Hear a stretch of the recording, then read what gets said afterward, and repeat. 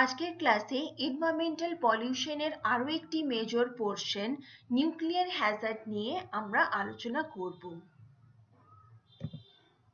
প্রথমে দেখে নেওয়া যাক নিউক্লিয়ার হ্যাজার্ড বলতে আমরা কি বুঝি।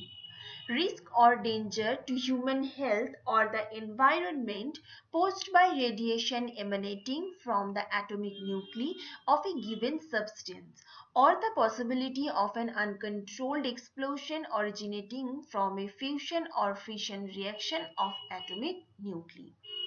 আমাদের এনভায়রনমেন্টের মধ্যে ডিফারেন্ট অ্যাটমিক নিউক্লি রয়েছে যার ফিউশন এবং ফিশন রিঅ্যাকশনের ফলে এনভায়রনমেন্টের মধ্যে বিস্ফোরণ দেখা যায়, যা মানুষের পক্ষেও অনেক সময় কন্ট্রোল করা সম্ভব হয়ে ওঠে না এবং যার ক্ষতিকর রশ্মির প্রভাব আমাদের হিউম্যান হেলথের উপরও পড়ে এবং যার ক্ষতিকর রশ্মির প্রভাবের ফলে এনভায়রনমেন্টের পলিউশনের মাত্রা আরো কয়েক গুণ বেড়ে যায়। এই ক্ষতিকর রেডিয়েশনের প্রভাব এনভায়রনমেন্টের এয়ার, ওয়াটার, সয়েলের উপরও পড়ে।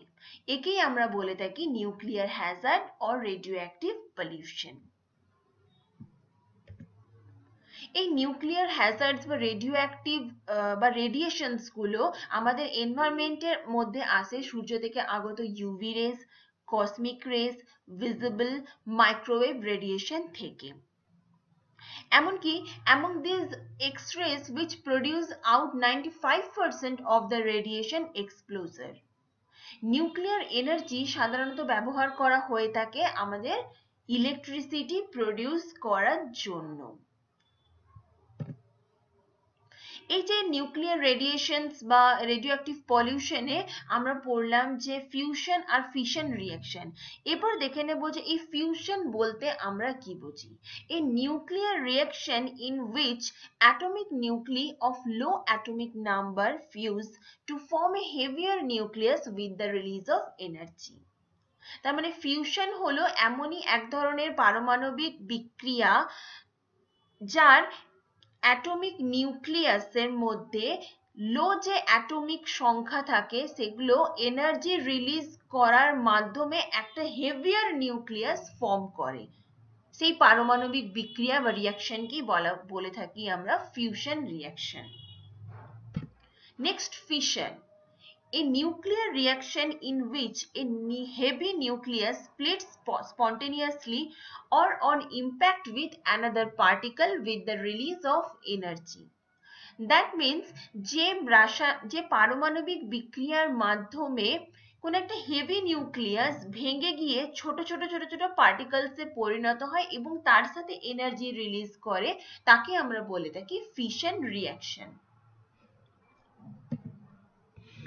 এরপর দেখে নিই যে এই রেডিওঅ্যাক্টিভ পলিউশনের বা নিউক্লিয়ার রেডিয়েশনের কি কি সোর্স রয়েছে বা কোন কোন জায়গা থেকে এই নিউক্লিয়ার রেডিয়েশন উৎপন্ন হয়ে থাকে। আমাদের এনভায়রনমেন্টের মধ্যে দু ধরনের সোর্স আমরা দেখে থাকি, একটা হচ্ছে ন্যাচারাল সোর্স আর একটা হচ্ছে অ্যানথ্রোপোজেনিক সোর্স। ন্যাচারাল সোর্সের মধ্যে হচ্ছে cosmic rays from the outer space, radioactive radon 222, soils, rocks, air, water and food থেকে নিউক্লিয়ার রেডিয়েশন পেয়ে থাকি।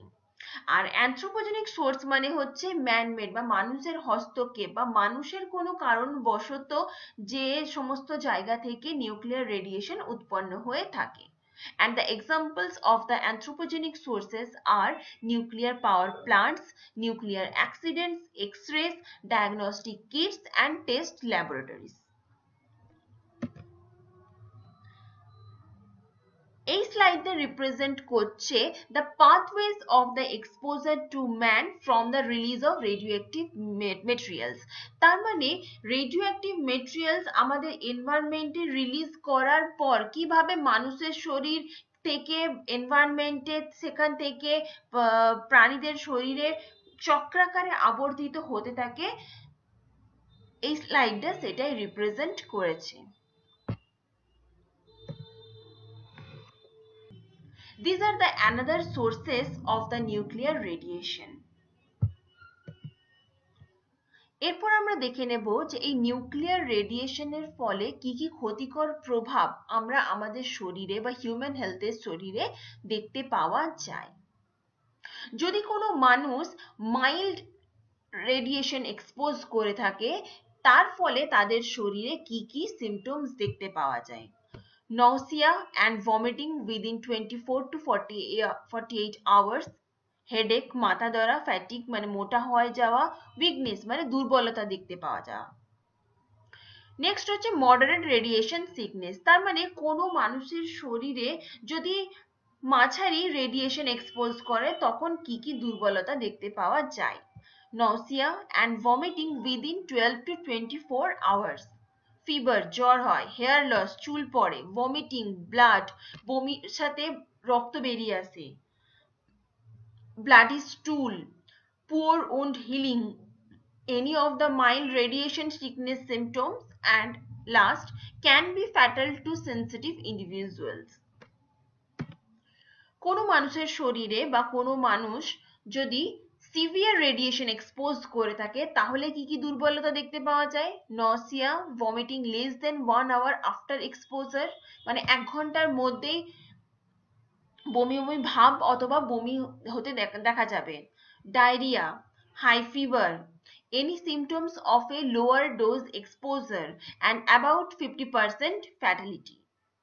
আর যদি হিউজ অ্যামাউন্টের রেডিয়েশন কোনো মানুষ এক্সপোজ করে থাকে তাহলে nausea and vomiting less than 30 minutes after exposure, মানে রেডিয়েশন এক্সপোজ করার উইদিন 30 মিনিটস কি তার আগেই নসিয়া ভমিটিং দেখা যাবে, dizziness, disorientation, low blood pressure, any symptoms of a lower dose exposure, and less than 50% fatality.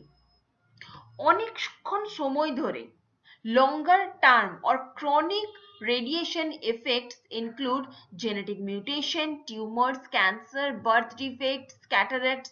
তার মানে দীর্ঘক্ষণ সময় ধরে কোনো মানুষ যদি রেডিয়েশনকে এক্সপোজ করতে থাকে তাহলে তাদের শরীরে genetic mutations, tumours, cancer, birth defects, cataracts etcetera disease বা সিমটমস দেখতে পাওয়া যায়।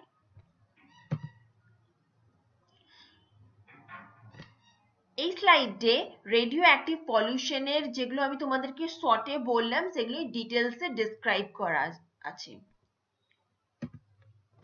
এরপর দেখে নেব যে রেডিও অ্যাক্টিভ পলিউশনকে আমরা কি ভাবে কন্ট্রোল করতে পারি।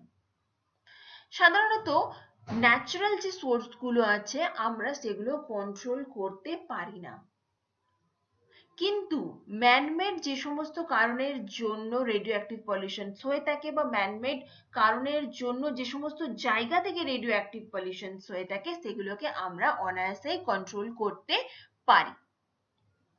At first, distance from the source, তার মানে যে সমস্ত জায়গা থেকে রেডিও অ্যাক্টিভ পলিউশন হচ্ছে সেই সমস্ত জায়গা থেকে মানুষ যদি নিজেকে অনেকটা দূরে রাখে তাহলে রেডিও অ্যাক্টিভ পলিউশনকে কন্ট্রোল করতে পারবে। Next, time of exposure, that means যতটা সম্ভব কম টাইমের জন্য যদি রেডিও অ্যাক্টিভ রেডিয়েশনকে যদি মানুষ এক্সপোজ করে, মানে টাইম অফ এক্সপোজারটা যতটা সম্ভব যদি কম হয় তাহলে রেডিও অ্যাক্টিভ পলিউশনকে কন্ট্রোল করতে পারা যাবে। অ্যান্ড থার্ড হচ্ছে শিল্ডিং, দ্যাট মিনস সোর্স এবং মানুষ মানে যেখান থেকে চারিদিকে রেডিও অ্যাক্টিভ পলিউশনটা ছড়াচ্ছে এর মাঝখানে যদি কোনো শিল্ড রাখা হয় which is made up of a dense attenuating material, তাহলে রেডিও অ্যাক্টিভ পলিউশনকে আমরা অনেকটাই কন্ট্রোল করতে পারবো। তাহলে তিনটে কন্ট্রোলিং মেজার যদি আমরা অ্যাপ্লাই করি তাহলে রেডিও অ্যাক্টিভ পলিউশনকে আমরা কন্ট্রোল করতে পারবো। This slide represent the figures of the controlling measures of radioactive pollutions. এই তিনটে ছবির মাধ্যমে তোমরা দেখতে পাচ্ছ যে টাইম যদি আমরা যতটা সম্ভব কম টাইম যদি এক্সপোজ করি তাহলে রেডিও অ্যাক্টিভ পলিউশনকে কন্ট্রোল করতে পারবো। সোর্স থেকে যদি সারাউন্ডিং এর মানে সোর্স থেকে যেখানে চারিদিকে রেডিও অ্যাক্টিভ পলিউশনটা ছড়িয়ে পড়ছে সেখান থেকে ডিস্টেন্স যতটা সম্ভব বেশি রাখা যায় তাহলে রেডিও অ্যাক্টিভ পলিউশনকে কন্ট্রোল করতে পারবো। অ্যান্ড নাম্বার 3, সোর্স এবং মানুষের মধ্যে এক্সপোজারের মধ্যে যদি একটা সিল রাখা হয় তাহলেও কিন্তু রেডিও অ্যাক্টিভ পলিউশনকে আমরা কন্ট্রোল করতে পারবো। এখানে আরো বেশি ডিটেলসে তোমাদের দেওয়া হয়েছে বা these are the another controlling measure of the radioactive pollution. As for example, use of respirators, prohibition of smoking and eating where radioactive materials are used. The accessibility to areas which are susceptible for radiation exposure should be controlled by placing appropriate signboards like restricted area or radiation zone. Radiation resistant enclosures or barriers are to be placed for screening workers from the radioactive materials.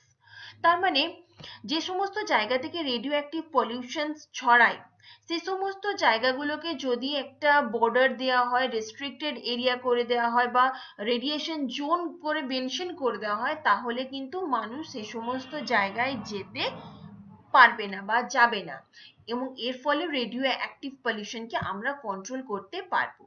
R radio active materials যারা তৈরি করে বা radio active জায়গাতে যে সমস্ত মানুষ কাজ করে যেখান থেকে হিউজ অ্যামাউন্টের পসিবিলিটি থাকে রেডিও অ্যাক্টিভ রেডিয়েশনকে এক্সপোজ করার, সেই সমস্ত জায়গায় বা সেই সমস্ত ওয়ার্কার্সদেরকে হিউজ ব্যারিয়ার্স দিতে হবে যাতে রেডিও অ্যাক্টিভ পলিউশনটা যতটা সম্ভব কন্ট্রোল করা যায়।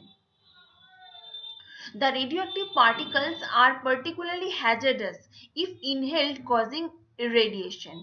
This can be minimized by using laboratory hoods, air filters, exhaust system, eliminating dry sweeping, wearing protective clothing and radiation indicators which show the total amount of radiation to which a person is exposed. তাহলে these are the controlling measures of the radioactive pollution. Nuclear Hazard কিভাবে আমাদের এনভায়রনমেন্টের মধ্যে পলিউশনের মাত্রাকে বাড়িয়ে দেয় এবং কোন কোন জায়গা থেকে রেডিওঅ্যাক্টিভ পলিউশন বা নিউক্লিয়ার হ্যাজার্ডস উৎপন্ন হয়ে থাকে, তার ক্ষতিকর প্রভাব এবং কি কি কন্ট্রোলিং মেজার অ্যাপ্লাই করলে আমরা রেডিওঅ্যাক্টিভ পলিউশনকে কন্ট্রোল করতে পারবো, আজকের আমরা সেটাই আলোচনা করলাম। যদি কোনো জায়গায় কোন রকম কোনো অসুবিধে থাকে তাহলে অবশ্যই জানাবে।